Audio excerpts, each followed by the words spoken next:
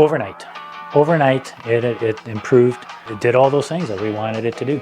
We've had an increase of, I would say, 10 to 15%. And it's not only just in cow performance, individual cow performance, it's in whole herd performance. We can milk more cows. So we're consistently over 2,000 to 2,100 liters per robot, with a production of about 36 liters a cow. We have touched 70 cows per robot, and the robot can handle that many cows. And that's also with a 4.5 butterfat.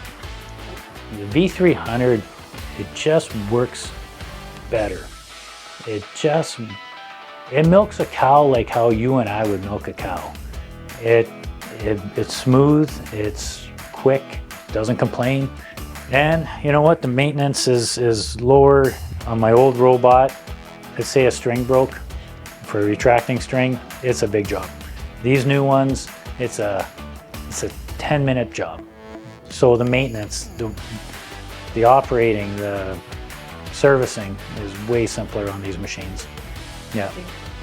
The technology that's in that new robot is impressive.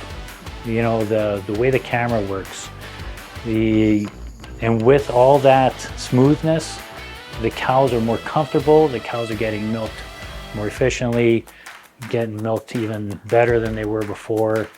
That cow comfort level just took another step up.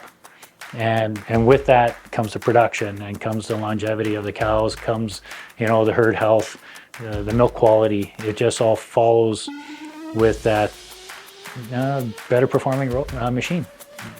I would tell anybody move to a V300 if they can.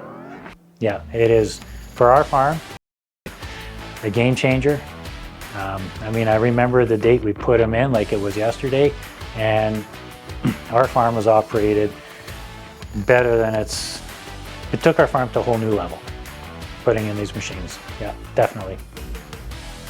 Going from Classics to the VMSs, it's been a fantastic experience. It really has, yeah.